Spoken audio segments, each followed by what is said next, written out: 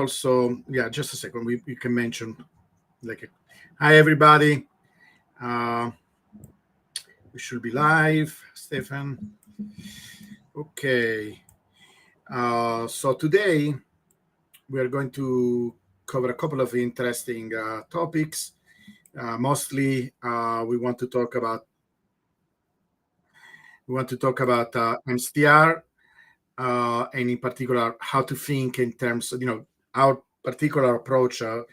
Me and Stefan, we think more like physicists, so we see analogy with other type of phenomena that kind of remind us, the behavior of these assets like Bitcoin and things that are related to Bitcoin, like MCTR. So we can give you a different angle, a different perspective. Not necessarily is a correct one, but it is something to consider. And also probably we want to talk about in general the market, how fast we are moving, the type of behavior that we are seeing, and what to expect soon, in the next few days, and where we are going. So, do you have some chart that you want to show, Stefan? I don't necessarily have a chart. With respect to MicroStrategy, I've got a Kelly analysis. Uh-huh. If you're interested in seeing that. Yeah, absolutely. That's Please go. more Please go about ahead. portfolio management. So do we want to start with MicroStrategy, or do we want to start with the state of the market first? Maybe? Let's do the state of the market, and I can share some charts. I'm still struggling a little bit on share screen. Okay, I should be able to share my screen. Let me share this screen. Which one do I want to share? I think. Let me test something. Okay, so this one. Let's start with this. Okay.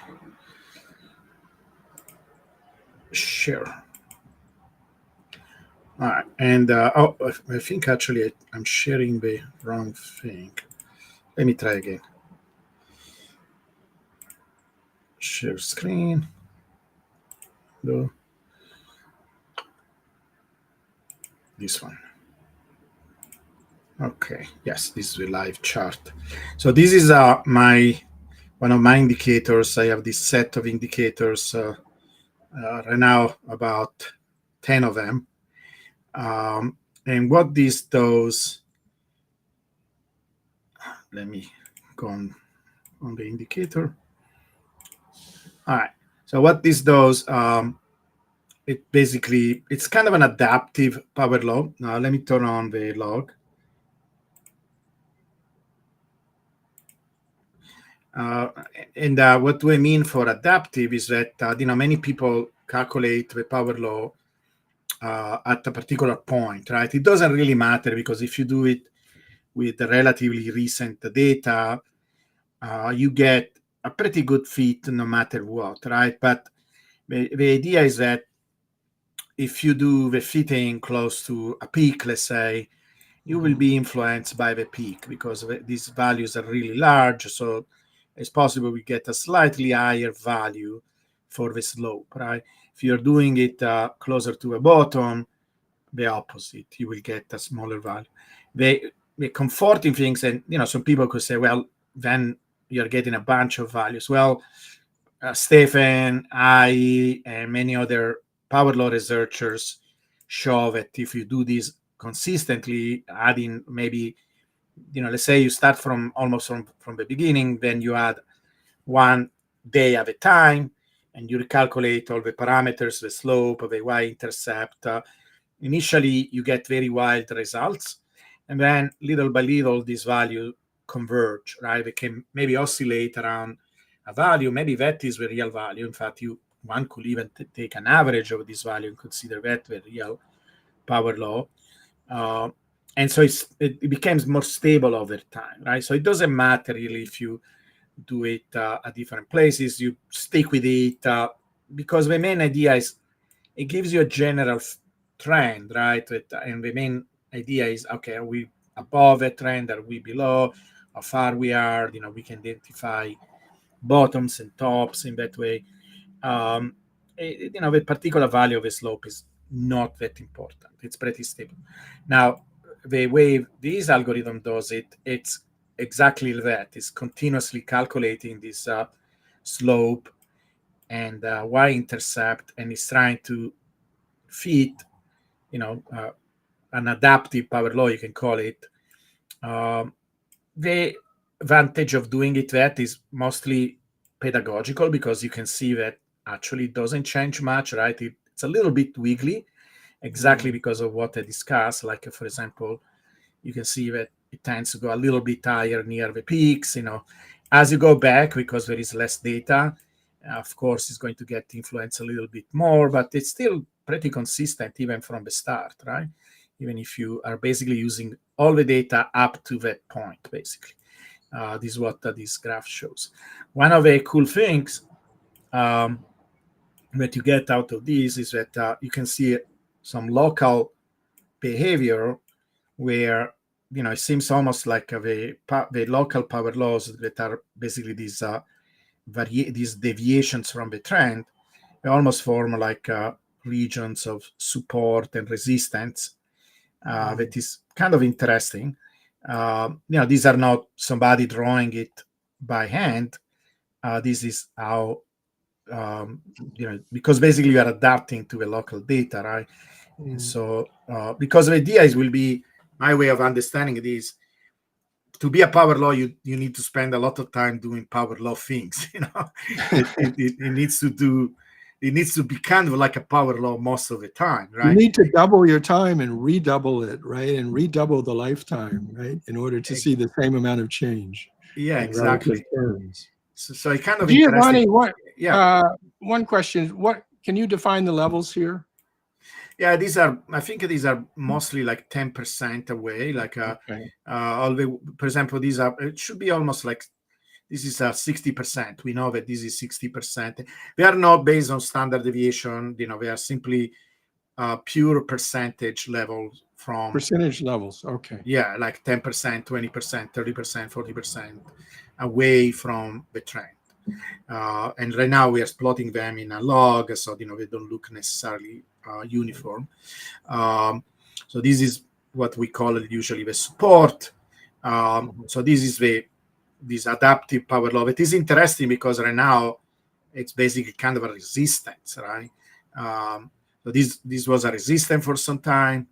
Then the price corrected, and then it bounced from this yellow one. I mean, these things are a little bit arbitrary because our eyes look for patterns, but there is a lot of consistency, right? You see here, it's a real support, another support, we break it. There is some resistance here, when it tries to correct, it goes to this other support. It seems like the transition between these support levels is very, very fast, and then it stays there for a little while, right? And all these regions are basically parallel to each other. So, this is why we see an overall power law, because we do spend a lot of time moving in this way, like parallel to these lines. And so right now we see this as a resistant, to the power law. I called the bull market, like I say, for a long time, we were going to have a bull market in November, and mostly because it's what I see from the pattern that we had in the past. That my way of seeing, and I can show you another graph in a moment. Maybe I can, we can discuss it for a little while before we go to MicroStrategy. I try, as a physicist, I try to simplify things. Like maybe people, and you can share that. If that is your understanding of physics, right? I heard Jeffrey West, right, that is one of our heroes, saying physics is the science of the simple, right?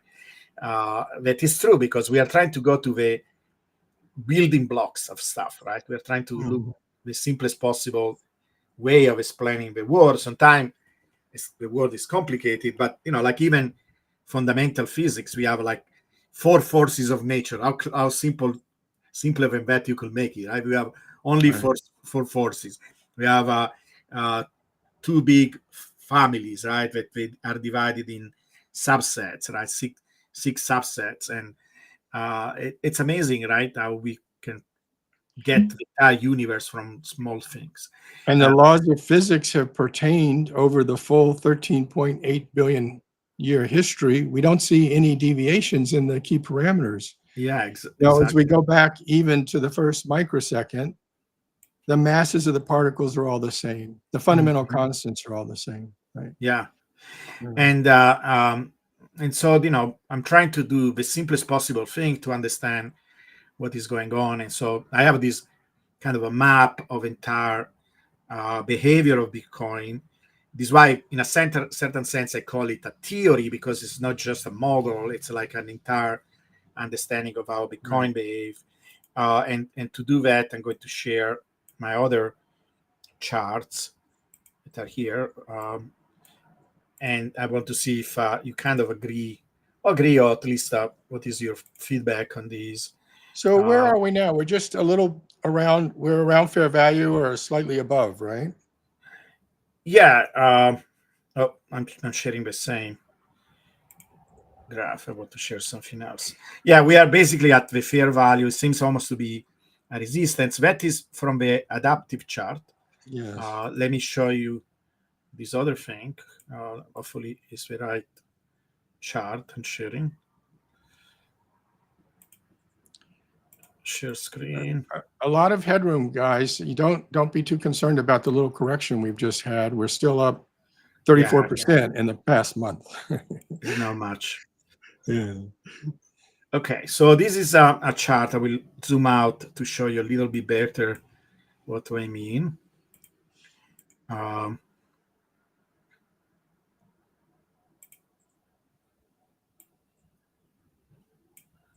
Okay. Oh, I'm still. Okay, so I will zoom out. And so in this chart, basically, you have it's kind of like a map of a territory, right? What I did here, and let me make it a little bit bigger. I'm drawing the 3 different cycles compared to each other, right? So what I did, this is where we are today.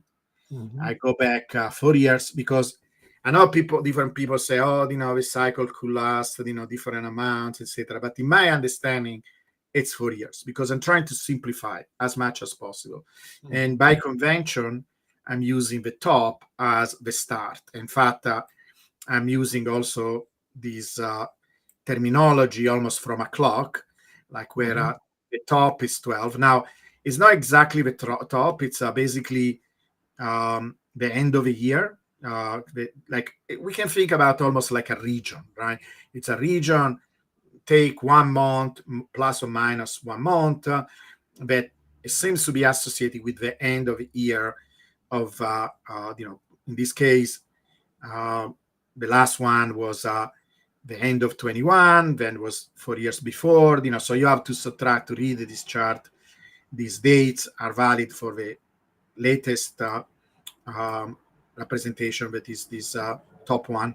And as you go to the next level, these are 4 years before, right? So if this was end of 21, this was end of 17, this was end of 13, right? And now the tops seem to be all aligned here. Now there is some discussion. Some people say, well, maybe this was the top, not this one, and this will mean that but there is not a real pattern, because if it was a pattern where it was all the peaks were closer and closer, maybe you had a smaller cycles, we will see a pattern, right, where the tops were moving in this direction. But they seem to me they simply oscillate around some kind of a mean. So there is no, and they all seem to be So this is why I'm choosing this to be the real top, and this was like an early top. We had an early top even here. Many people don't consider this a top because it was so much smaller than this one. But you could almost say, okay, there was another instance where we had a double top year and year and year and year. But this we will see. We will have to see if we have a double top. It will be interesting if we have a double top, right? So how much of a match is the next cycle, or do we have even a cycle, right? That is one of the biggest questions that the next year is going to try to answer. That is going to be a big deal, right? Are we seeing this periodicity continue?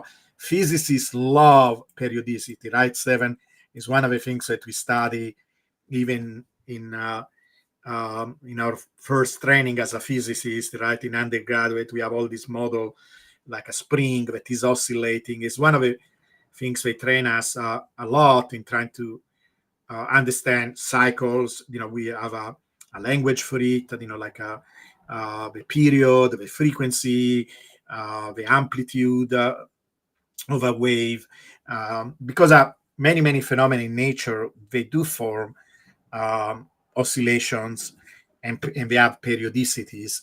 Now, many people are skeptical about financial assets having periodicity, right? Somebody even told me, oh, you never see sine waves in financial assets. First of all, I don't think it's true, because you can find a lot of microeconomic quantities that do oscillate, and then many other things like assets that do follow these microeconomic oscillations. But Bitcoin, my message, and I don't know if you agree with this message, Stephen, is that Bitcoin is special. Bitcoin has a lot of regularities, among them the oscillations.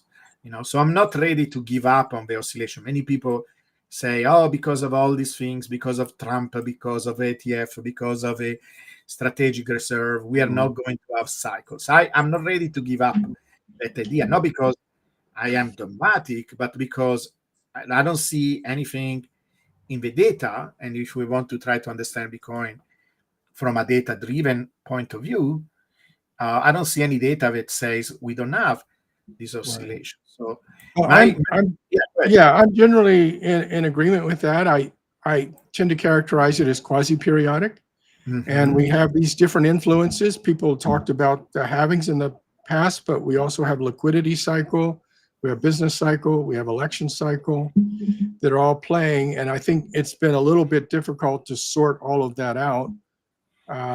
We know that halvings have at least a psychological impact, and they certainly have an impact on the cost of the miners, and hash rate tends to get shed. I certainly think that we're going to see a peak, and it's probably next year, and I think we're going to see another Bitcoin winter.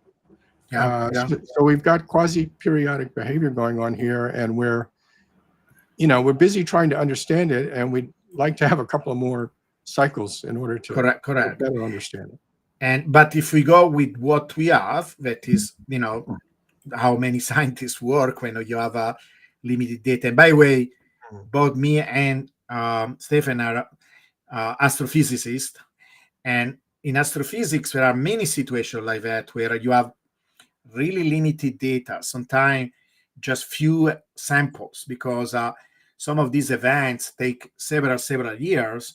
And if you started to observe, let's say, for example, some of the, like, let me give you an example. For a long time of the history of mankind, we didn't even have one entire cycle of the orbits of some of the planets, because they take decades to go around, right? Jupiter takes 12 years, and then by the time you go to Neptune and Pluto is, I don't remember what it is, 90 years. What you remember? By the top of yeah. It's a long period of time, and you will need an orbit or several orbits to say, okay, it really follows this orbit. But we don't even have one like that, right? With modern telescope and modern observations, and so even when we observe some other astronomical phenomena, maybe we saw 3 or 4 or 5 cycles, so events. We actually develop a lot of techniques to to study these few events and extract as much information as possible. One of the things you can do here, yes, we do have only 3 cycles, but because we have so much regularity, right? We seem to start at a particular point, we seem to last at a particular point. Like for example, here I've shown that most of the exponential behavior, because okay, so let me give a big picture, and then maybe we can discuss this if you kind of think this is a coherent way of describing all the information we have, right? To me, it seems that we spent 2 years very close to this support line that some of us think has to do with the cost of production of Bitcoin. Here, the first cycle here, this was almost a textbook example, right? So it really, really follow that bottom line, that support line. In fact, we didn't even start, if you go back, because it showed this date is exactly the same day today, but 4 years ago, and then 8 years ago, when we had the first cycle. And we didn't even start the bull run. The bull run happened later. So it's almost like a textbook example of what it would look like if a power law theory was 100% correct. So we spend a lot of time there. Same thing here. We reach the bottom. I don't know what this event was. Probably some kind of FOMO event, something that push the price away from that support line. And then there was a correction, right? It was a correction because it's not the time for the price to be above the power law. This is the power law, this white line. And so usually you see a correction when that. Wasn't that the post-COVID recovery? No, COVID is here. COVID is here. That's right. It's there. So the market was running up, and then it was starting to head towards recessionary conditions before COVID hit. And then exactly. Look, I think that, there's a big takeaway here, which is you have these 2-year periods where you're down towards the power law support level. Yeah. Well, you're trending up still quite rapidly, 40%-ish, right? It's crazy. Those 2-year periods are not periods to be idle. No. Those are times when you should be dollar cost averaging. Yeah, absolutely. So these are almost actually, it's 40% now. It was much higher before because of a decay of a returns. Many people think that diminishing returns is only these peaks, but also this growth is going down. But it's already 40% now a year, 45, something like that. It was higher in the past. And so, this is actually when people think this is bear market, right? Because we are not in these euphoric, crazy periods. It's actually bullish. The only time where you can say there is a bear is this one single year, right? So these are the meme of 3 green bars and 1 red bar. It's actually true. We have 3 growing years. 2 of them are along the power law, and 1 of them it's along this very, very fast exponential going up during the. I want to comment on the bear market because I saw people saying that we're in a bear market this summer. Absolutely. And the price had gone up from the end of December 2022 to the summer of 2024 had gone up by a factor. Yeah, right? So if you are of a mindset that that's a bear market because you haven't hit a new high, you're leaving a lot of money on the table. Absolutely. So the classical definition of a bear market is 20%, but then a new bull market is once you increase by 20%. Yeah. That's for the stock market. Maybe it should be a little higher for Bitcoin, 30, 40, whatever. Yeah. But we quadrupled. So we were already in early 2023, we were back in a new bull market because the bull market measured from the bottom, not from the last peak. Correct.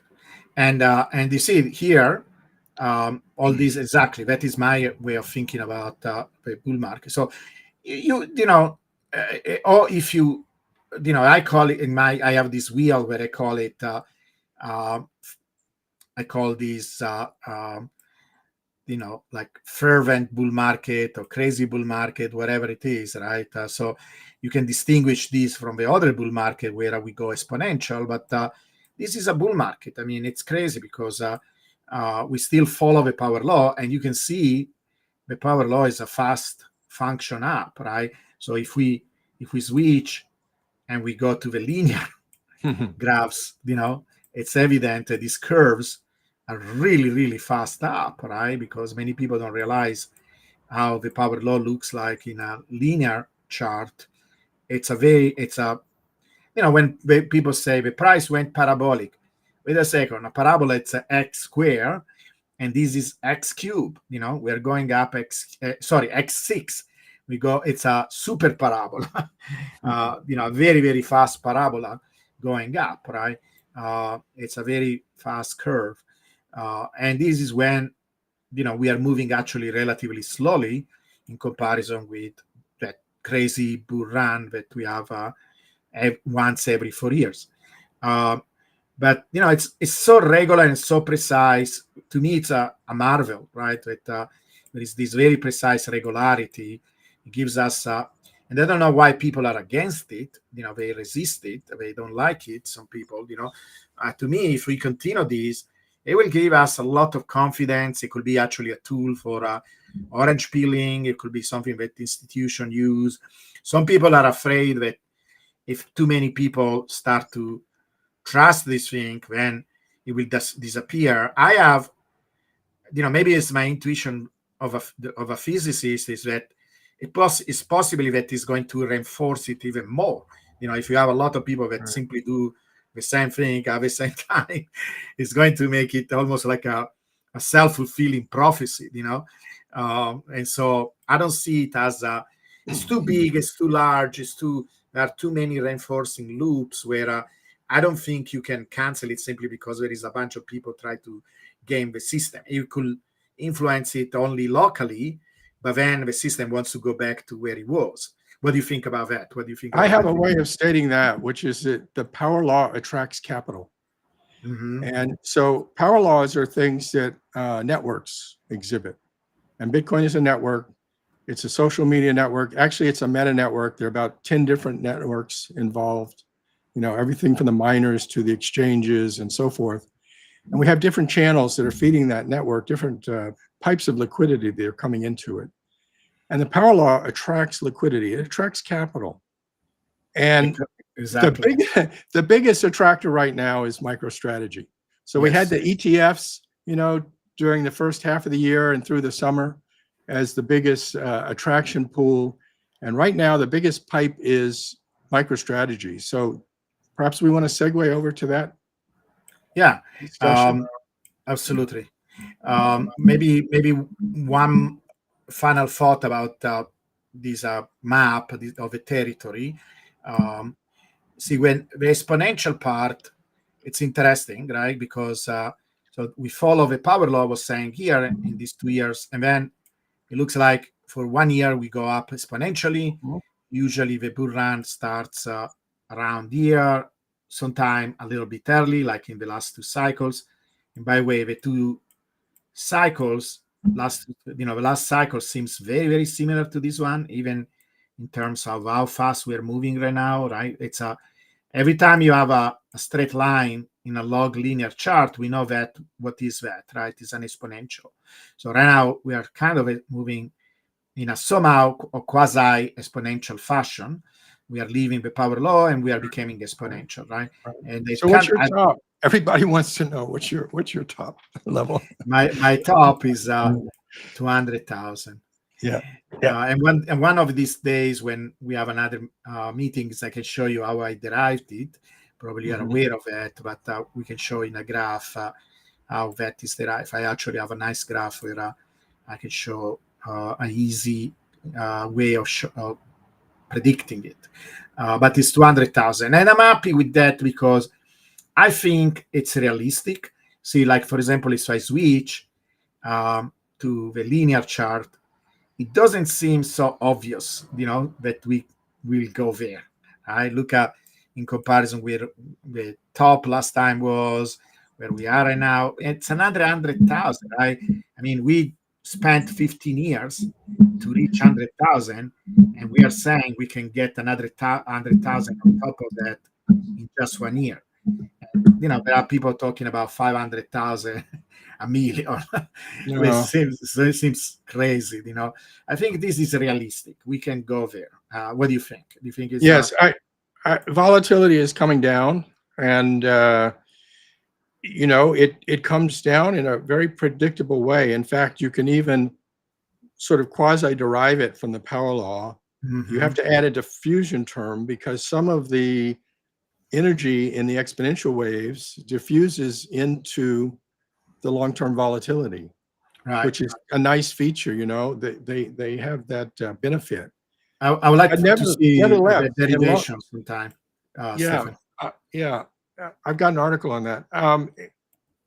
Nevertheless, we see it coming down, and based on the trend, I expect it in the logarithm to be about 0.21 this cycle, okay, on average.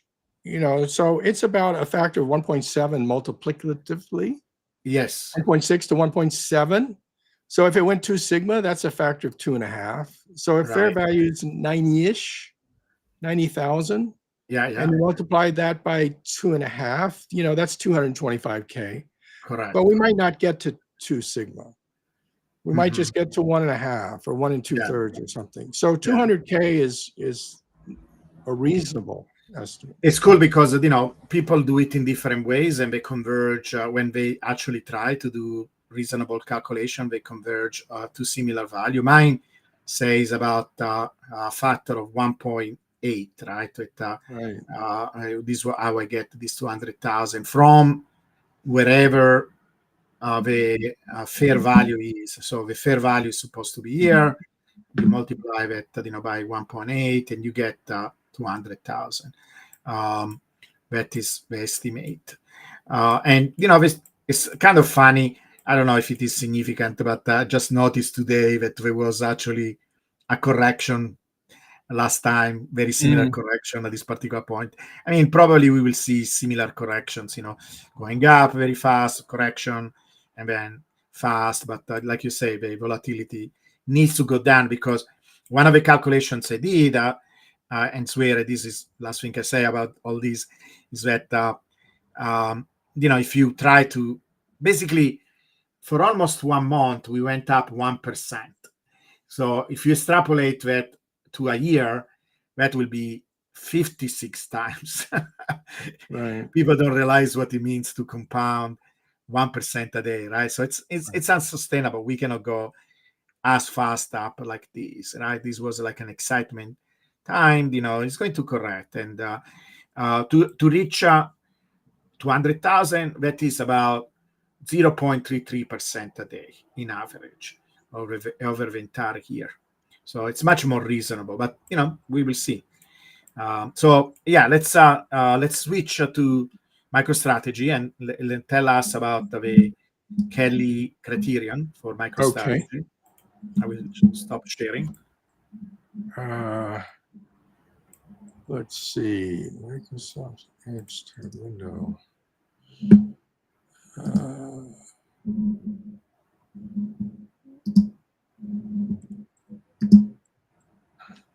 Okay.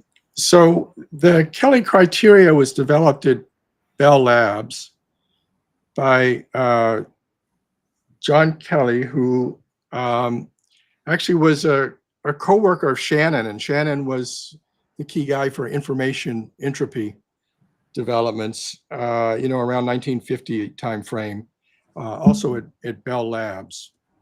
The picture is Feynman. So I'm not going to go through every one of these. I'm probably going to jump right to MicroStrategy, given our time constraint. I'll probably do Bitcoin and dollars first as well. So I'll talk about what the Kelly criterion is, and then what it tells us about how much Bitcoin you should hold relative to cash, or relative to T-bills, or really relative to fiat. And this is all about portfolio management. This is not about trying to pick exact tops and exact bottoms, but it's about managing your portfolio so that the logarithm of your wealth grows in an optimal fashion. And it turns out that the logarithm of the wealth is a good utility function, because you feel more pain when you lose 25% of your money, of your wealth, than when you gain 25%. So John Kelly published his work in 1956 based on Shannon's work, where the entropy of information is a log of the number of different possibilities that you have times those possibilities as well. So it's a probability times the log of a probability summed over all the different Do you have a quick domains. feeling Yes. of why is a p log to p? Why the information is that? Yes. Yeah, can you maybe can go ahead and maybe can tell us later? Well, I wanted to understand if it was a simple way of explaining why that formula is related to information. Okay.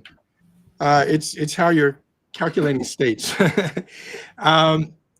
So if you take this and decide that you want to optimize the growth of log wealth, and if you have a simple game, like a gambling game, which has two outcomes, a win and a loss, and the win doesn't have to be equal to the same size as the loss, then how much should you bet with each roll of the die, or with each particular, say, month that you hold MicroStrategy? And so Kelly derived the optimal allocation, which is this fraction F, and it depends on the win rate, it depends on the loss rate, which is just 1 minus the win percentage, and it depends on what the ratio is of the average win size to the average loss size. And if you take this approach, then your chances of ruin are small, and over the long term, you optimize the growth of wealth. So let me give you a simple example. If you go to the third bullet line, suppose you have a perfect die, you roll it once, but it's not an even game. So you win the number of spots on the die, and you win if you're even, you lose if you're odd, but the even spots add up to more than the odd spots, right? So on average, those spots add up to 2 plus 4 plus 6 divided by 3, or 4, and you win 4. On the loss side, the average is 3, so you lose 3 on average. So you have an upside edge of 4 divided by 3. And you have an equal outcome, P is a half, Q is a half. So you plug those in, and you get 1/2 minus 1/2 divided by 4/3. Now, this is valid if you do it many, many times, right? It would not be valid if you just do it once. Right. You have to build up the probability over many events. Right. And also you have to build up the edge. How big is the edge? And you have to see how that develops over many events. And what you do is, at each window, you keep recalculating so that for the next time you place a bet, it's based on the latest collective set of all the information. So your optimal bet would in fact not be 1/2, it would be just 1/8, because your edge is okay, but it's not huge. Now, if you had a loaded die and it was 0.6, then you'd do better. You could bet 30% of your stake on a single roll. I won't go through the derivation. There are books on this by Kelly and Thorpe. This is a large scientific volume that I reference. It is available. You can get the ebook for only $30 of that. And this kind of shows the derivation, how much wealth is after the bet, if you won or if you lost, and then what's the expected value multiplied by the probability. And then you differentiate that with respect to the optimal fraction, and then solve, and that tells you what the optimal fraction is. And it's just that equation I showed before, which is P minus Q divided by B. P is the percentage of wins, Q is the percentage of losses, they add up to 1, and B is your edge, the win to loss ratio. So this is it for Bitcoin if we use annual window, 1-year window, and you only rebalance after 1 year. So you say, okay, 1 year is an event, I'm going to hold through that whole year. At the end of the year, I'm going to decide how much I allocate. Well, very early on, it was climbing so rapidly that you could put 100% in. There had been no losing years. And then finally, when you get to 2014, you hit a losing year. You know, we had peaks in 2013, 2017, 2021. So we have losing years in 2014, 2018, 2022. 75% of the years were winning years.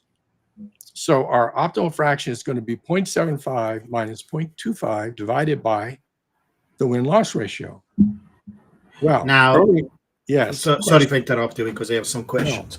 Maybe we can take some questions also from the listeners. Okay. So the other asset will be what? USDT? US dollars and US dollars. treasury bills. Okay. So treasury bills for 5%. Actually, most of this period they paid nothing. Right. So but it's have against USD. Now I'm seeing also, I don't know how you interpret this, but one interpretation is the lows of this curve are basically the peaks, right?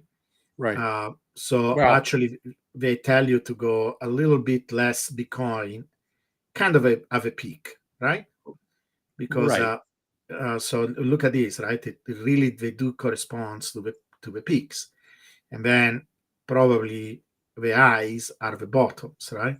So is it telling us that we should sell some of our Bitcoin? It's the other way around because it's looking backwards, and it's looking backwards with a 1-year window. So it really does not quite warn you in time. Right? Okay. You still make a lot of money, but you have to, if you use, and I'm going to show you what happens. What if we invert it? What if we invert it? What if we invert it? Because I can show you the equity curves. Yeah. You make money. I'm thinking almost right to invert it. You make more money. You make more money if you hold annually than you do if you switch around every month. Not every month, but what about if you do it every year or even every 4 years? Because you see how these every 4 years you invest 100%, because if you take 4-year windows, no, what I'm you've saying, never had a losing 4-year window, but the problem is you only have 4 data points, right?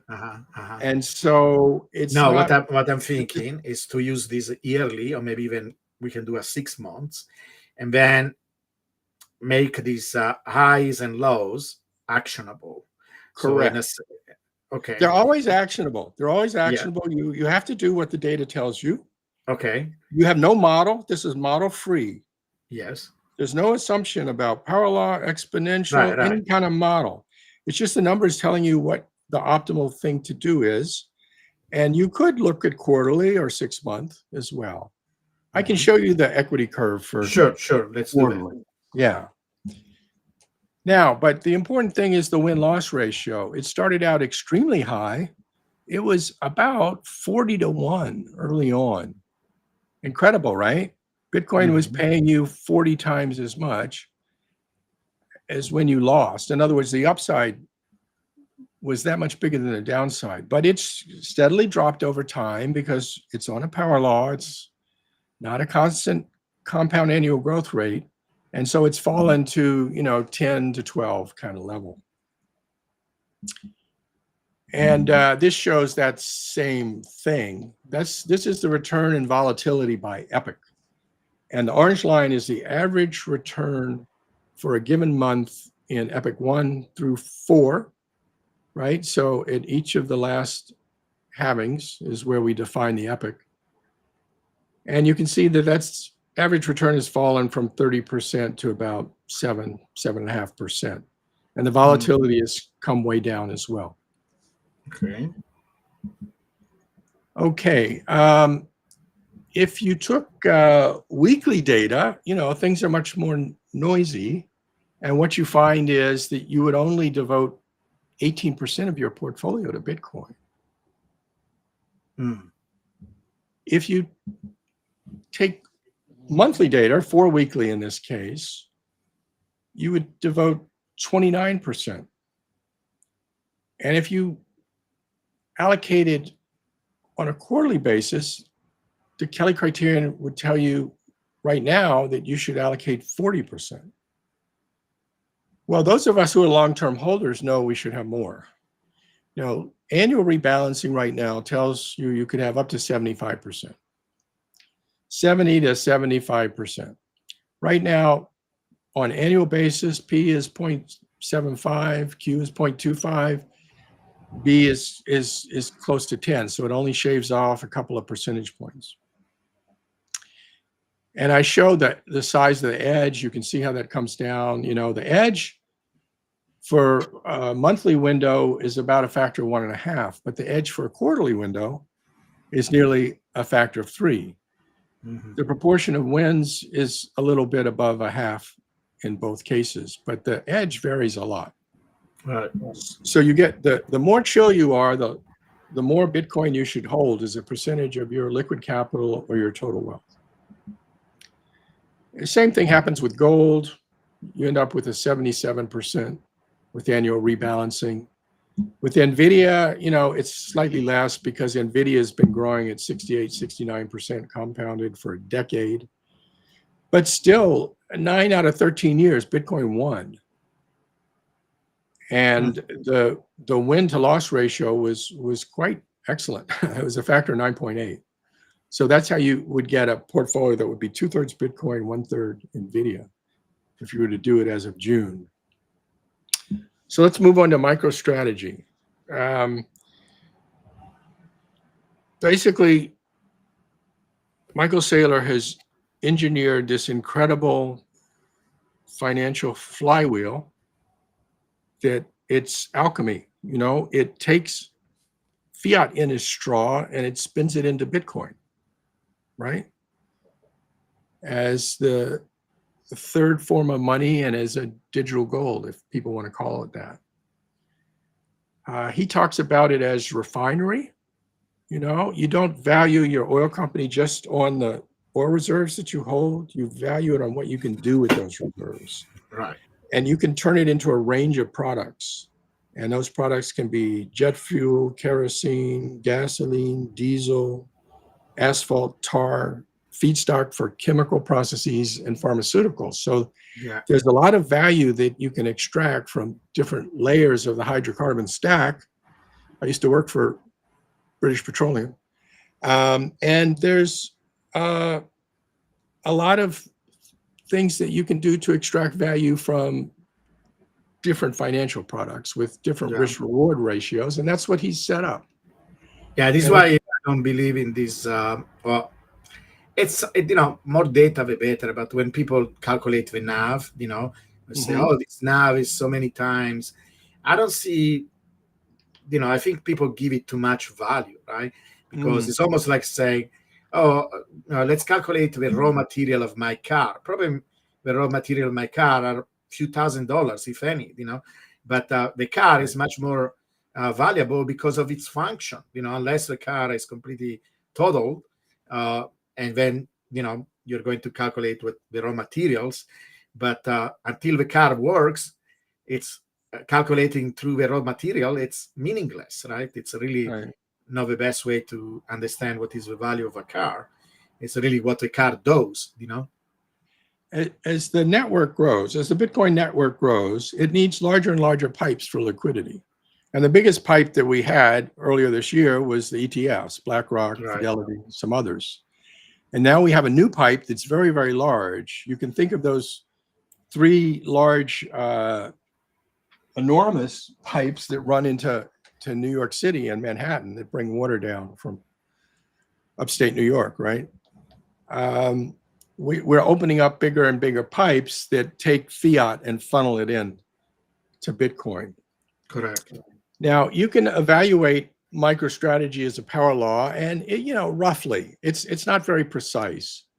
But the way you do it is you note that Bitcoin is a power law. If you do an ordinary least squares, it's a 5.7 power law. If you do a generalized least square, it's about a 5.9 power law. And the way to analyze MicroStrategy is its price relative to Bitcoin. And you have to start from the Genesis block, because essentially what happened is 4 years ago, Saylor jumped on the sandworm and started riding the Bitcoin sandworm. Or you can think of it as the second stage of a rocket, right? Yeah. He was being lifted by the first stage for the first 12 years, almost 12 years. Correct. And then after 12 years, the second stage ignited. And so he's like the second stage rocket in that analogy, roughly. Right. Okay, so if we calculate, we don't have enough years. We've only got 4 years of master, right? So I'm not comfortable calculating the optimal Kelly fraction with only 4 data points. So I've done it for quarterly rebalancing and I've done it for monthly rebalancing. And, you know, both could work pretty well for you potentially. They end up with a similar final result, but they allocate different fractions. And it turns out that the optimal fraction, not including November, for quarterly rebalancing is 0.3. So this is a 2-asset portfolio that has Bitcoin and Master, and Bitcoin is your foundation. You measure things in Bitcoin terms, and you would allocate up to 30%, but you would not go above that. If you're a little bit conservative, you could go less, but up to 30% could go to Master, to MicroStrategy.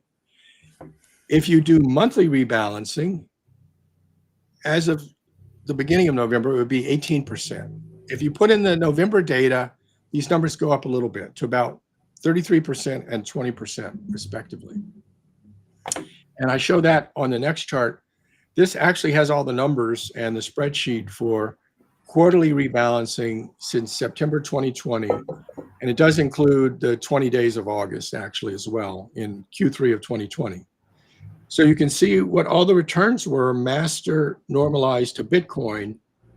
And you can see when, you know, Master outperformed and when it underperformed. I've marked up and down in the third column.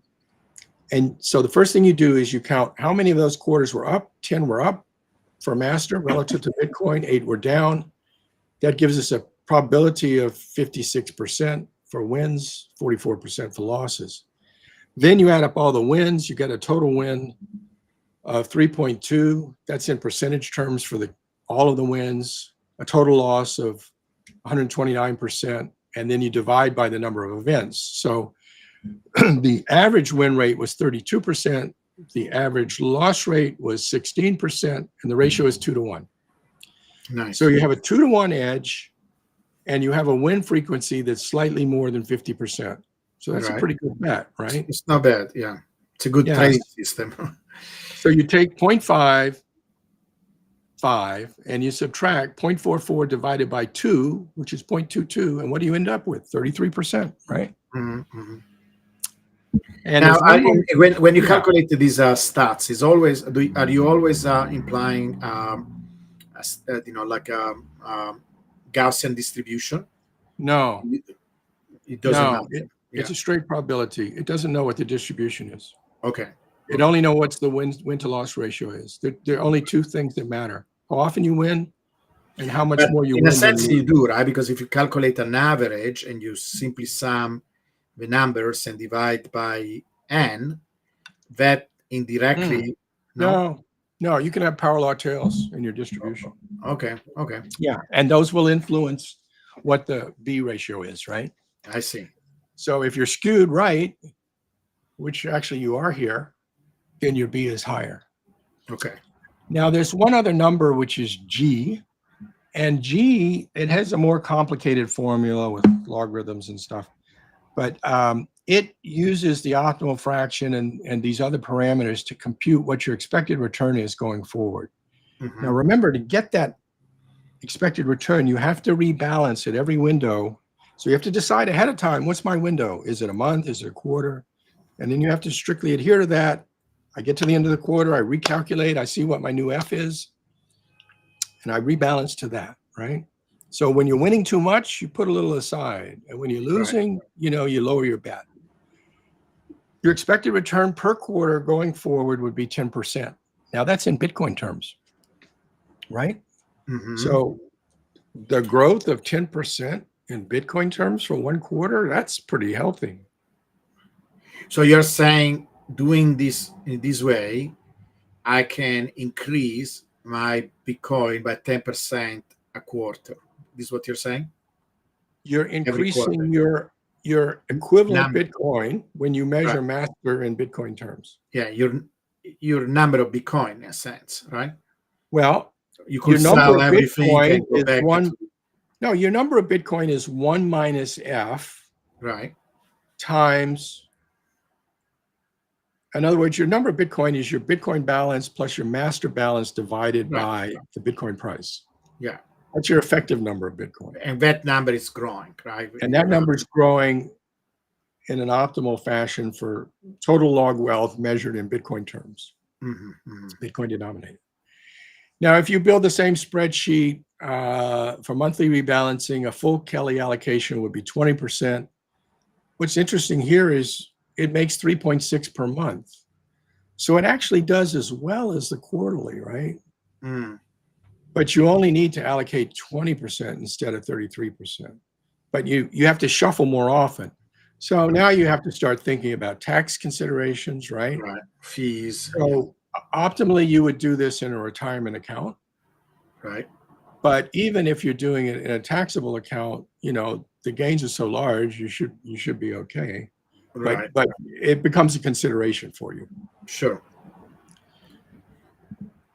Okay, I think that's it. Summary: the 60-40 portfolio is obsolete with stocks and bonds. Right. Bitcoin replaces your bonds and more. And master could be a portion of your effective Bitcoin holdings.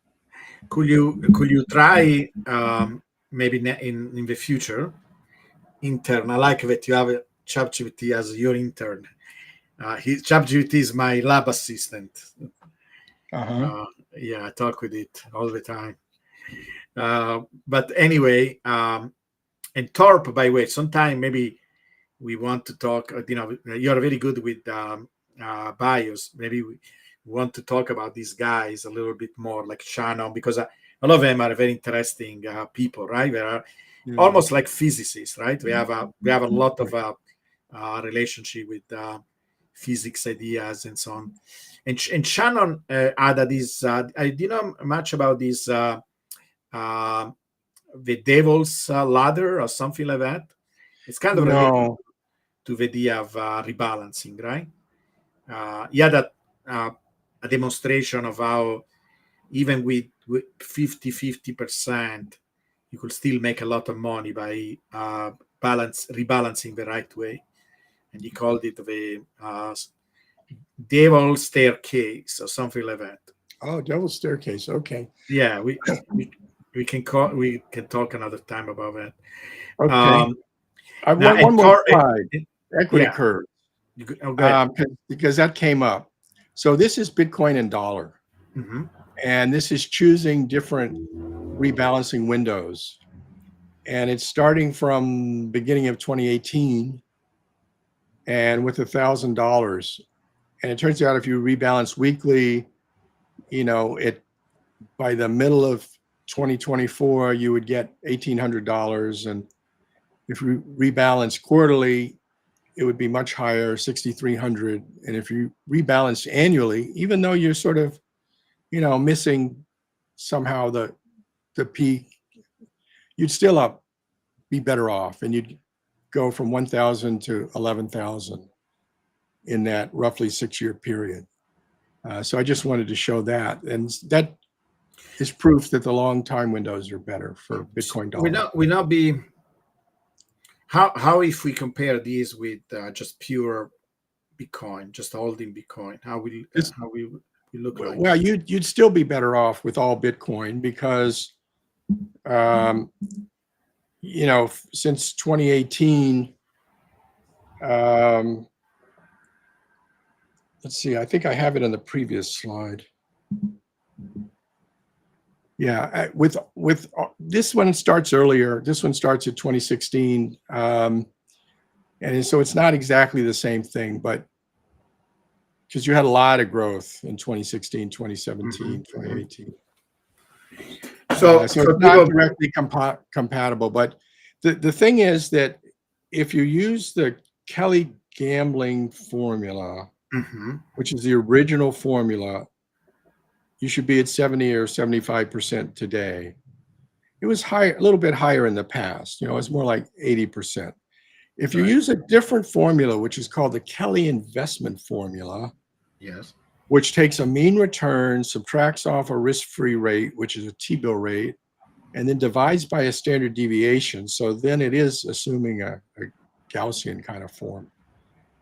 Then it turns out you can justify 100%. I don't necessarily advocate that. Right. I don't even So, I don't practice that, but you can justify it with that other formula. What will be, from an entity point of view, the justification of using the other formula? What get, because some people think, wait a second, if I can make more by just holding Bitcoin, I am a maxi anyway.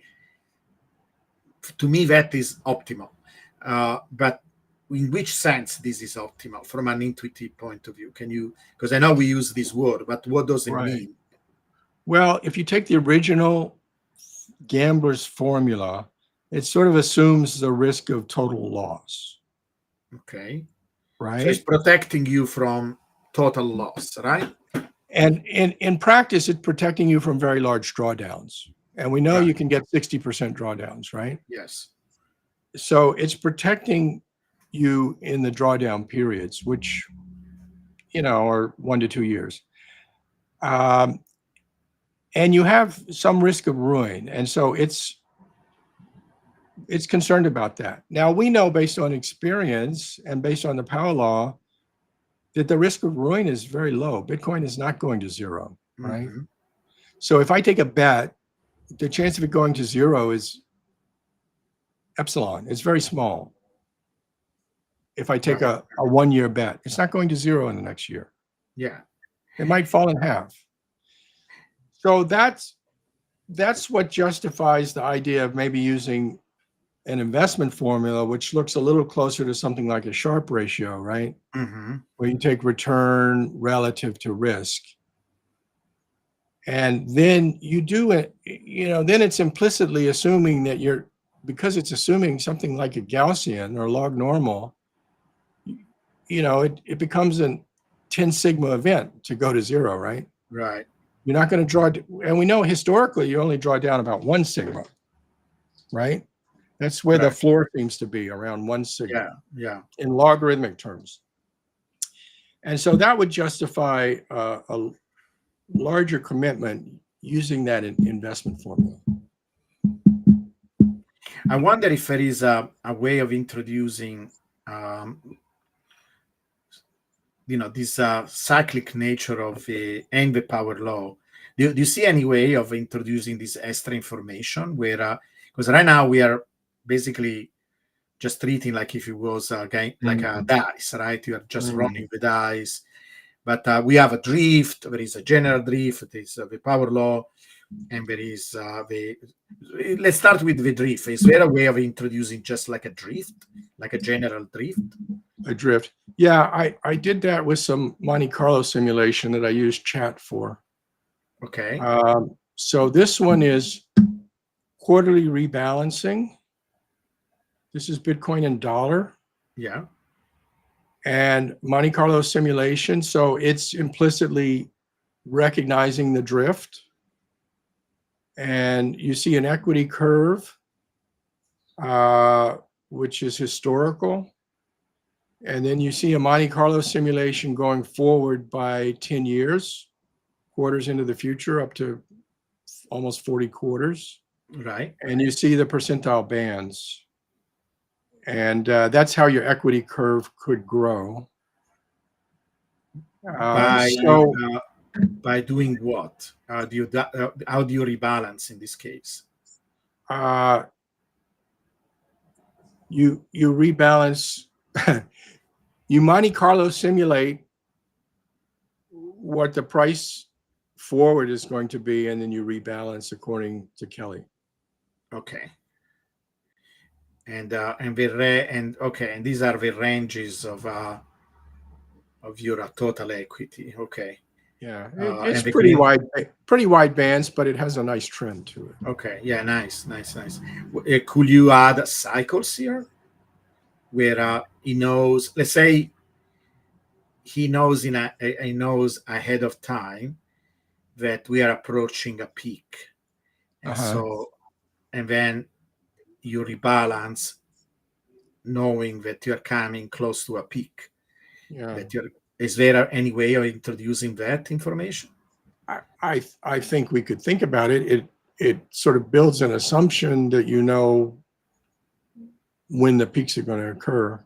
Right. I know And it's so risky, but you would want to build in, say, okay, here's the periodicity of the peak, and here's the uncertainty. Here's the width of right, exactly. the time range, right? Yeah. For curiosity, could you do that maybe for another episode? Could you try that? I don't know. You have to incent me. I've got, I can add it to my list. Yes, to your list. Because that is kind of what I'm very interested, because at the personal level, this is what I'm trying to tell a lot of people. Say, look, if these cycles continue, it's something to consider, right? But many times when they tell me, okay, what will you do when we reach a peak, thinking that there is a certain chance that we go down, right? Will you sell 10%? Will you sell 50%? Right. I will be curious if there is a way of using Kelly for that, with a certain level of certainty, right? That we are going down. That this is more or less the period where we are supposed to be down, with some statistical uncertainty, and then given that, and maybe even knowing, how much to expect in terms of reduction, Right. So like now you have a trend, but you have a trend up and you have a trend down. So introducing more and more information similar to kind of the model, what I call the full model, right? We have this 1 year exponential growth and down, because here you like it how you introduce the power law, but it would be interesting to introduce a full model. If you have time, or maybe you can show me. I think I know what you are doing, and I could try to reproduce, but if will be interesting to check our results, to compare our results. You understand what I'm saying? I'm saying we have all this information, right? And first the power law, but then also the cycle. So it will be interesting to know what could be a recommended amount, to minimize your because you have losses in that case in both direction, right? In one case, you have the loss that if we continue to go up, and the loss if we go down, right? So it has to be some kind of optimal way of approaching that particular problem. What is ideal to solve, or other actions, right? Maybe some people want to buy some puts or something, something to edge your bets, right? When you reach that top. Do you see where I'm going? No, I see where you're going. Because I mean, yeah, at some level, it makes sense to take a little off the top. I mean, first of all, if you have any expenses that are unusual, right, then when's the best time to take a little off the top for something like that? But beyond that, you'd like to have a little more to reinvest if you have a winter, right? Exactly. So there's some people who believe that we're never going to see a down cycle again. We both take exception to that. Correct. So this is why I'm saying I would like to see some more theoretical calculation about that. Let's assume there is. So in that case, the only uncertainty will be when exactly the top is, right? There is some level of uncertainty both in terms of the size and the timing. And then one could say, okay, given this uncertainty, then what is an optimal amount to take off the table, to then reinvest at the bottom when we go, do the same thing when we are at the bottom, So kind of like basically introduce to this model the cyclic nature of Bitcoin. that maybe it's not going to repeat, but what if it does, right? Yeah. It's some additional information. Another way you can do that is you run maybe the large short portion of your portfolio, you run it on an annual Kelly schedule, but you run another portfolio on a quarterly Kelly schedule, right? Right. So it's a little bit more mobile. Now we have the master option, right? So, you can dial up or dial down your master percentage. Yeah. I mean, in general, it's better not to try to call a precise top. There's only one sale that happens at the precise top, right? No. But you can still DCA in and out, right? You can, as you come closer to the top, you can. If you're close enough to the top, then it becomes actionable. Right. Exactly. So you can start to, even if you haven't had the top yet. Right. Exactly. This is what I'm thinking. Not to make one single decision, but maybe above a certain threshold, right? Like a certain deviation from the trend. You could do it time-wise. You could do it deviation-wise, right? Once you start to, so you could maybe change the weight, saying as we come closer above a certain deviation, the probability that we are going down becomes higher, something like that. Something to think about. Do you have anything in your model for these exponential rises and peaks that kind of measures the probability that the peak is at an end? Not really. I can go back and share some of my slides. I'm working on that. You know that there is this physicist Sornet, right? That is the next level that I'm going to explore. He actually has these models. Have you ever read the work of? Yeah, I've read several of his papers, and the difficulty there is he has half a dozen parameters, right? That is the problem, right? That is the problem. So it's much easier to do it afterwards than before. But he says that in theory, if you could have used it, because he has this paper where he says that in theory you could have predicted the tops. He didn't do it with the last one. He had a paper where can you maybe summarize for our audience, and maybe we can dedicate. We can make a presentation. I can try to make the presentation if you want. One of maybe next time about his approach, because it's very interesting. The theory of that is that as we come closer to the top, and that is not just for Bitcoin, but bubbles in general, financial bubbles. He has this. Right. He takes these ideas from geophysics. He was at a certain point in his career a geophysicist, and he was trying to understand earthquakes, and so and other type of phenomena where basically something is building up, right? There is some kind of energy that is building up, and then at a certain point you get something similar to a fracture in the material. In fact, NASA was interested in his work because they wanted to use sound to monitor the tanks, the fuel tanks, and then kind of identify if they heard some weird sounds from the tank that meant there was a crack being formed, like a little place in the material where there was some kind of fracture. And so he extended this idea of studying the dynamics of fractures to financial assets. And his parallel was, as we come close to a bubble, we start to see faster and faster events. Right. So they will look like oscillations in the price, where and you kind of see them almost by eye. In fact, if I share the screen, maybe we can see that. Just a second. Just give me a second. I'm going to share my screen.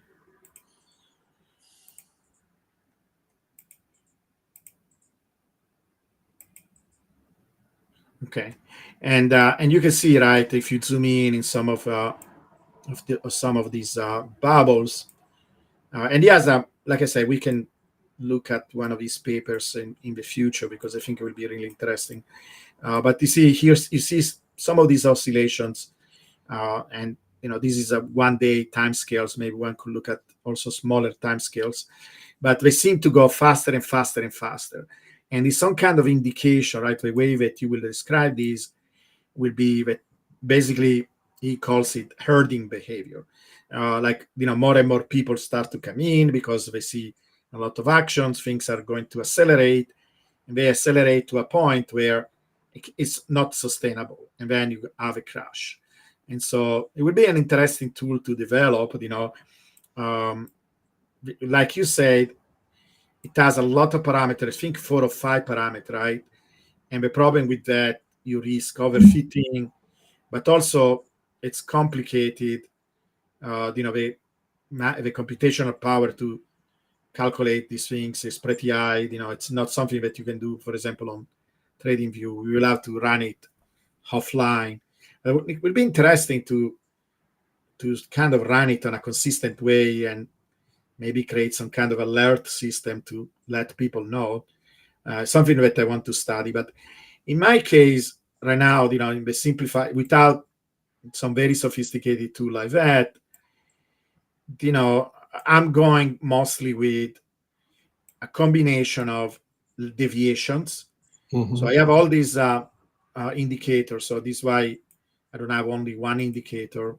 I have several of them, like here, for example.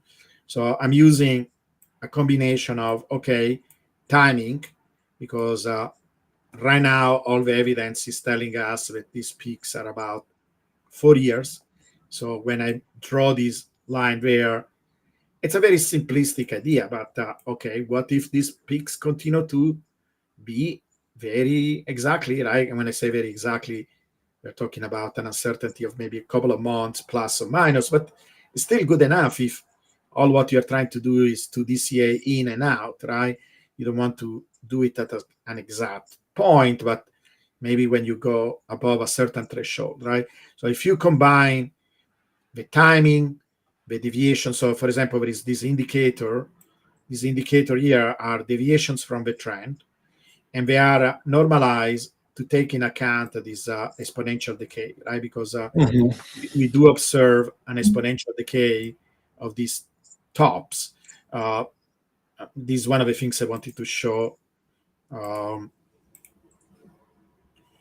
See, if you look at so this is if you plot the deviations, is one of the things that maybe needs to be explained, and we can go a little bit deeper another time. But these are deviations from the trend. You can do it from the bottom or from the trend. So in this case, I did it from the trend. So it's basically price minus the trend divided by the trend, and then you take the log of that, you get these.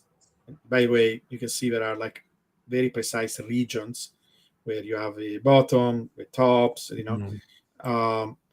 mostly because it's basically regions above the power law and below the power law, right? Because we are calculating as trends, deviations from the trend. But if I zoom in, and then you can almost see with your eye, there is a very precise pattern. And in fact, if you draw a line, of course, you will do this using regression, so it will be you don't do it by hand. But even by hand, you can see I can draw a pretty. I'm getting stuck with this. Okay, you can draw a pretty consistent, right, straight line through these tops. But it's pretty amazing because you will expect these tops to be very regular, right? Maybe they go down in time because it makes sense, right? These are deviations from the trend, right? It's kind of expected that we had huge big deviations in the beginning, and then as time passes and actually we have a bigger market cap, the deviations are smaller and smaller, right? That kind of makes sense. But will you expect a very precise? I mean, to me, it's quite precise, right? Yes, it's not exactly the peak, but very close to the peak, right? Um, you will say there is a trend there, a relatively regular trend. Do you agree with that? I agree with that. And again, I wrote about it. But that the model that I used said, what would you expect from the power law? And it showed not enough. So you have to add another component, but Right? that component is empirical. And Yes. it's similar to thermal diffusion, the way things behave Yeah. in Yeah. thermal Yeah. I agree diffusion with that. And scenarios. maybe we Yeah, can cover that yeah, in another episode. So you could extend this, right, all the way to where, again, these were some people, like, for example, Plan C, right? He likes to draw this line. He has an equivalent of this line. And then his idea is to create a channel. My problem with the channel is that you are implying that at any point, let's say even here, we could go all the way there, right? That anything in between here, it's plausible. And I don't agree on that because, right. this is why we have cycles. It's very unlikely that you go all the way. Maybe if you want to draw a channel, you could use the bottom and the middle and say it's much more likely that the price during this time stays in this region. It's almost like a bimodal behavior where we have periods where we are below the power law, where maybe you can use the power law as your boundary, and then you have it's not that we never go above it. Sometimes we go like we did this time, but you see how it doesn't It like would, to be there, right? It yeah, it doesn't would like look to more stay. like Bollinger Bands do, Exactly, right? right. Yeah. And then you have these regions. So this is almost like you have two different regimes where you have a bullish regime, or the exponential regime, if you want, where we stay here, and then it's much more likely that we are between the power law and this red region. And so if this decay is real and it has some physical reason, like for example, like your idea of some kind of a diffusion, something that can be interpreted in terms of the nature of Bitcoin and how Bitcoin works, and it's not just some random.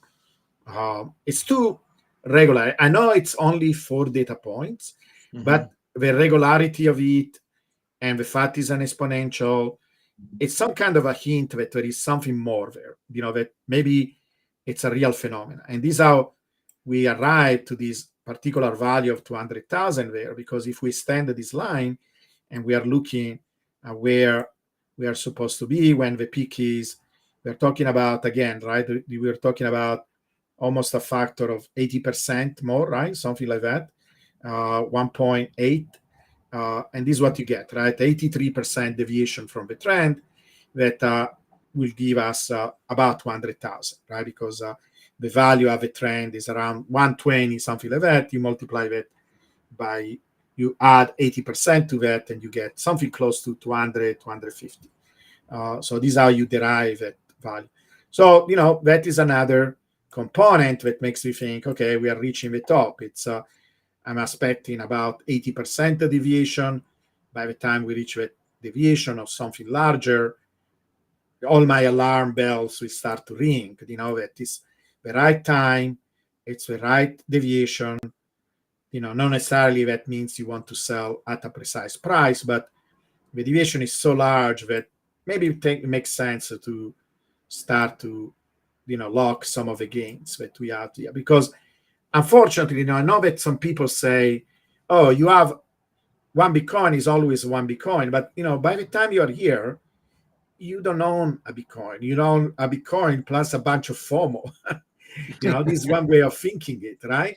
Because your Bitcoin now is worth 200,000, and if it is true that we follow this pattern, the market doesn't agree that it's worth 200,000. It thinks that it's worth much less, and so this is why we have a crash, right? And then it's still a loss, because you could have used, if you imagine you had 100% certainty, right? That is impossible. It doesn't mean anything in the world of trading, because you need to have always some risk, right? But let's say that you had a very high confidence that this is what happened. The most logical thing will be to sell, right? In fact, probably to sell a lot, not just 10% or 20%.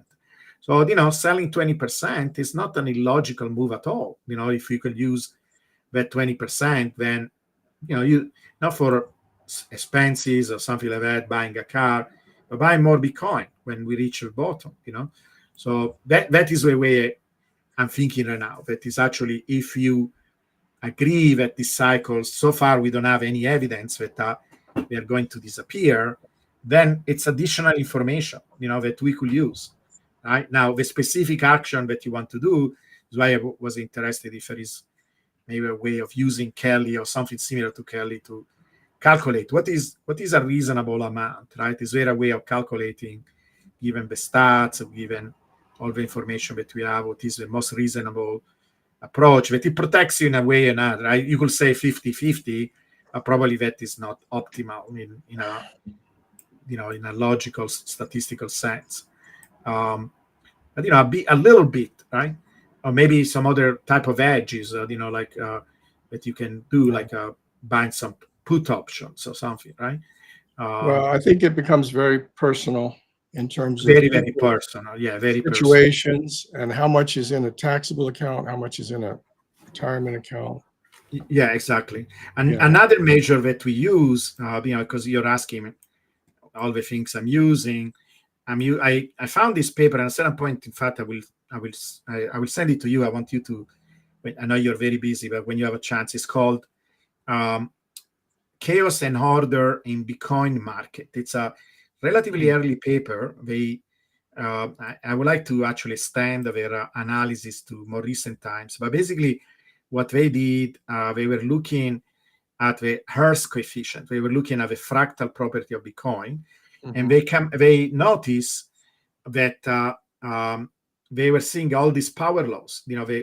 When you are actually plotting the spectrum of the Hertz coefficient, it looks like a power law, and so that is like there are power laws everywhere in Bitcoin, and so they developed this very specialized Hertz coefficient that seems to be based on the fractal properties of Bitcoin.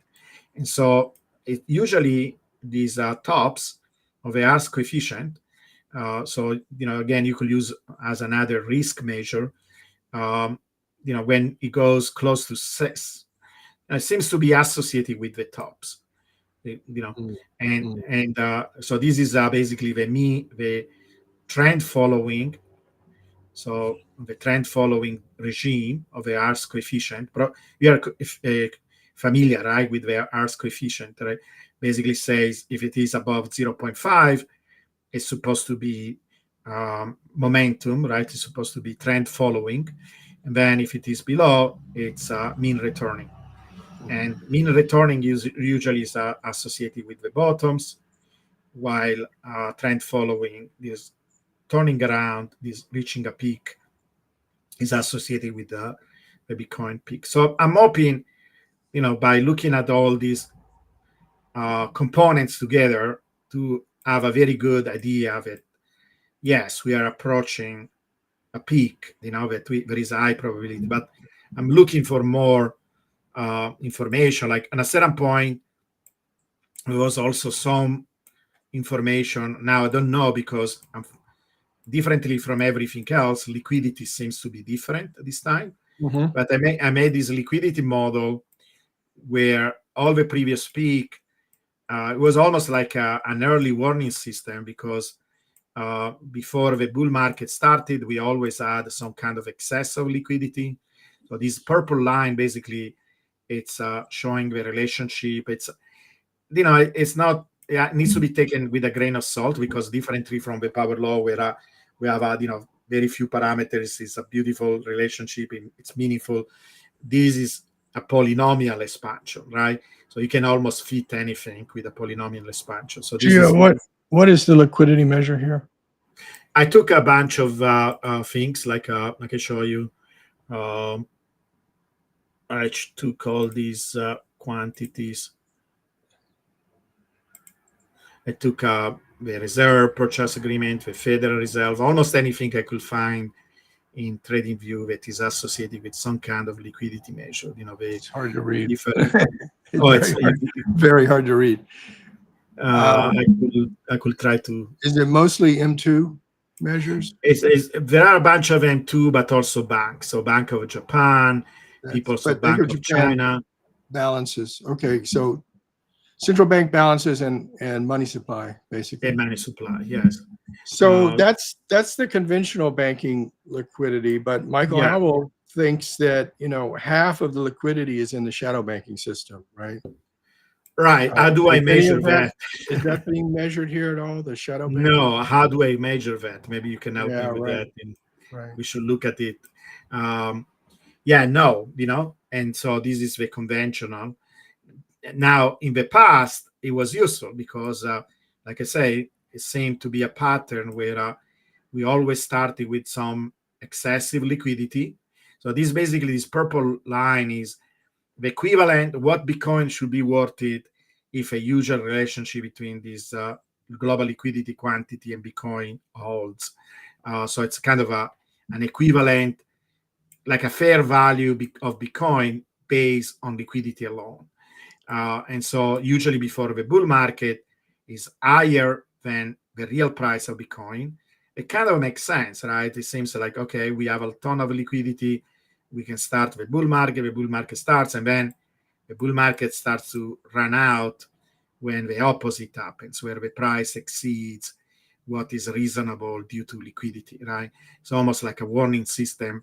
And it's kind of almost the definition of what a bubble is, right? The FOMO pushes the price up and the liquidity stays behind. So it kind of, it makes sense, right? But the weird thing that this pattern that seemed to be applied to every single bull run, the only one that was an exception was the early bubble, where it kind of makes sense maybe that, just internal movement, just internal investor, because, Bitcoin was only $30, but it didn't need a lot of global liquidity to be pushed up and down, right? It was easy to manipulate by some big whales, right? But since the halving started, we always had some excess liquidity. But this time we don't, right? So it seems to be different. So I don't know how to interpret, because one interpretation will be, okay, now we have all these big players like the ETFs and Sailor, etc. But, the question is, are they alone enough, to push the price all the way to 200,000, right? Unless I don't know. I see a little bit of turning around. I don't know if we will see more of, the global liquidity joining in. What do you think about this? And then maybe we can conclude here.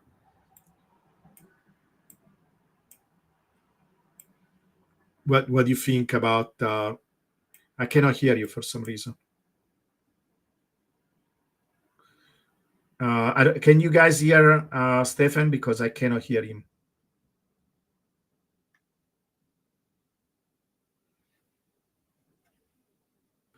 I don't know if it is a problem from my. You should be on, right?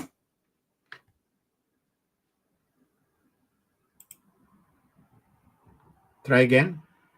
Do you guys can hear Stefan? No, we cannot hear you. People say no.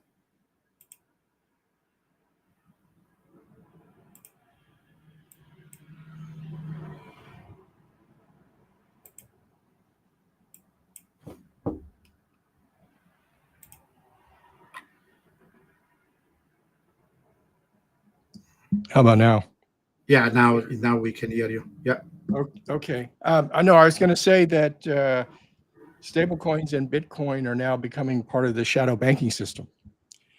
And you could even say that Michael Saylor has become a shadow investment bank. Mm-hmm. Right. So Yes. There's some interesting feedback effects going on there as well.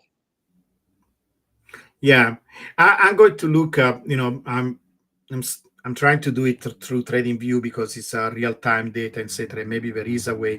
One thing we could do for sure is to include ETFs, because we do have it information, and maybe even MicroStrategy, so we can update this model. The other thing I want to improve is, like you were observing, everything is weighted equally here, and probably there are things that are more influential than others. But we could do some principal component analysis or something, right?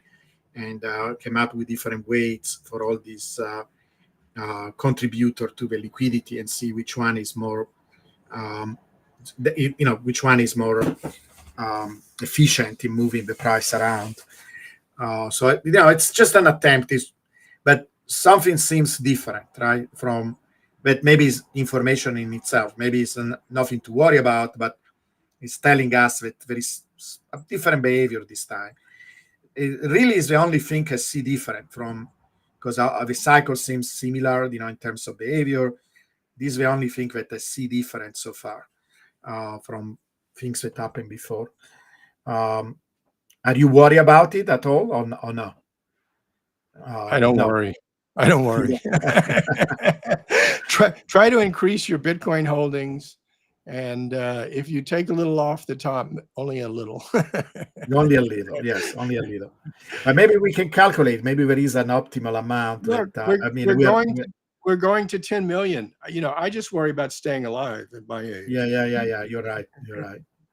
The only thing is, if you have I don't know what is a decent number of Bitcoin, but there are a lot of young people that cannot really afford even one Bitcoin, right? So if there is a little bit of an edge, that they can, again, without doing anything crazy or stupid or super, not using enormous quantity of leverage or anything like that, but a little bit more aggressive, right? How different investors, according to their age, they can afford. Now, the only problem with Bitcoin is such unique opportunity, probably a lifetime opportunity, where, again, being careful probably is the right approach.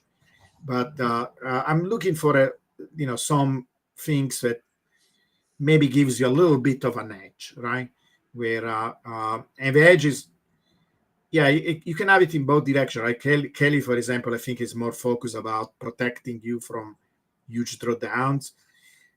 What if you, for example, could you do Kelly? Is it possible to do Kelly with some leverage, adding some leverage? Like if you wanted to use futures, again, not with the entire portfolio, but you wanted to have a small part of your portfolio that is a little bit more aggressive.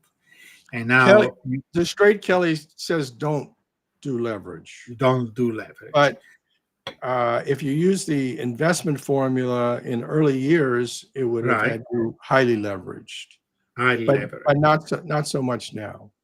Okay. I recommend, if you want to be leveraged, the only, well, I have done, I have some call options, and those, are now more available, right? So people can do those, and at least there, what price you're paying up front, and what your leverage is, your maximum loss. So that's one way. And another way is just add master to your portfolio, right? And that's leveraged. But I think we want to understand better when you're overpaying. There are some people who think 3 times on the NAV is too much. I think you and I think, at least I think, yes, that this flywheel has just been established, and that people need to start thinking about master in terms of a price to earnings ratio, right? And we've got a very, very healthy earnings yield.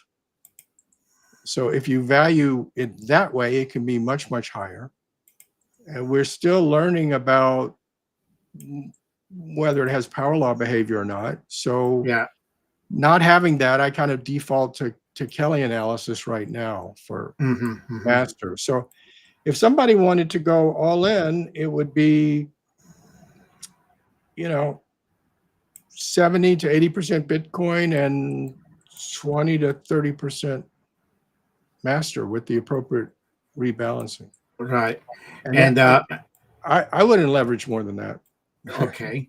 Yeah, Yeah. and maybe we can revisit this next time because I wanted to keep this a little bit shorter than my usual rants.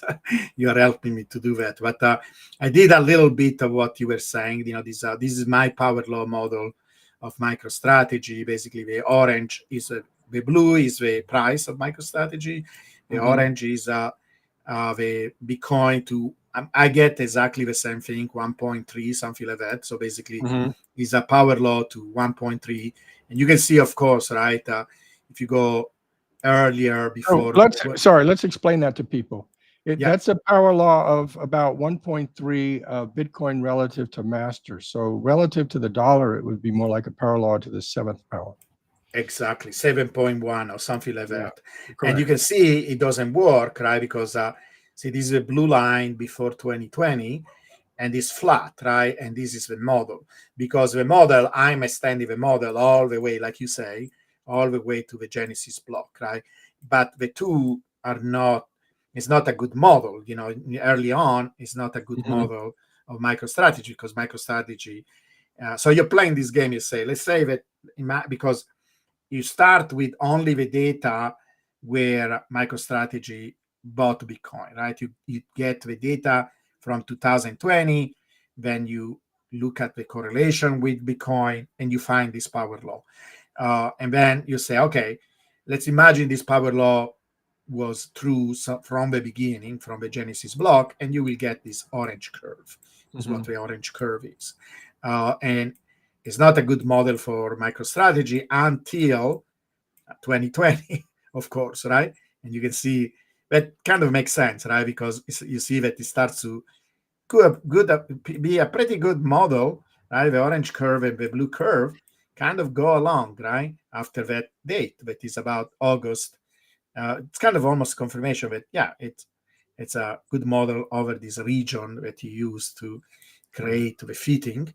And in fact, if it was like, I would love if it was like this, because then you will still get the leverage, that will be a pretty decent leverage, but also you could identify regions where you are paying too much for a MicroStrategy, right? It's of a value relatively to the model, or to the usual relationship between Bitcoin and MicroStrategy, and at the time where it's a very good deal, like here, right? For example, so it will have been very useful to have something like that, and these are work for quite a bit, and then all of a sudden we left it, right? First of all, we had a sudden jump, so okay, but still follow the general trend, so maybe it was like an additional constant or something, but then recently it actually started to go exponential.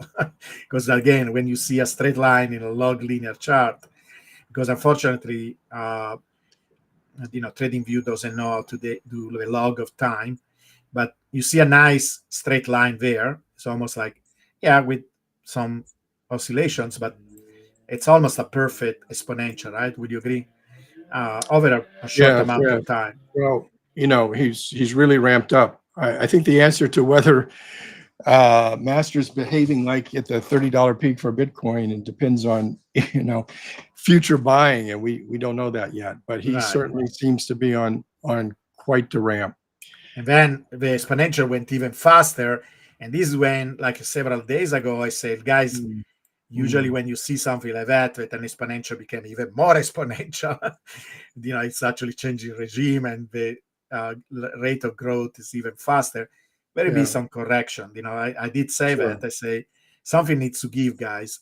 I didn't want to ruin the party, but it's almost expected that we're going to have some kind of a correction. But I don't know. To be honest, I like this. It's interesting, but it seems to me much more driven by speculation than something like some kind of, like you were talking about, emergent behavior, because the 1.3 looks more emergent, and I'm not against accelerating or changing. Maybe it's a power law with a changing slope or something more regular, but right now this particular behavior seems kind of out of hand, not sustainable. So I hope that it will stabilize soon, because it's a powerful tool. I'm glad that it does exist. because it does give a little bit of edge. This is why a lot of young people like it, because we want to be a little bit more leverage when a lot of more conservative investor would like to be. But anyway, so I think we covered a lot of interesting topics. Like I think we have enough for the viewers to think about, and we can come back next week. Yes. Thank you Great. so much, Stephen. I don't know if you feel like to take. I don't see a lot of question that we didn't cover, because we are talking about the top that we already answered. We are talking about optimizing, and we are already explaining which sense this is an optimization. You answered the question of this was the question of a $30 peak. I don't know. I will not go all that far and say, okay, yes, MicroStrategy is like Bitcoin when it was $30. I'm not sure that is the right analogy. Don't worry about hyper Bitcoinization. That's not until 2052. Correct. And I'm going to write an article on that. Okay. That is fantastic. All right, guys. Okay. Thank you so much. Thank you, everybody. Bye. Thanks for joining.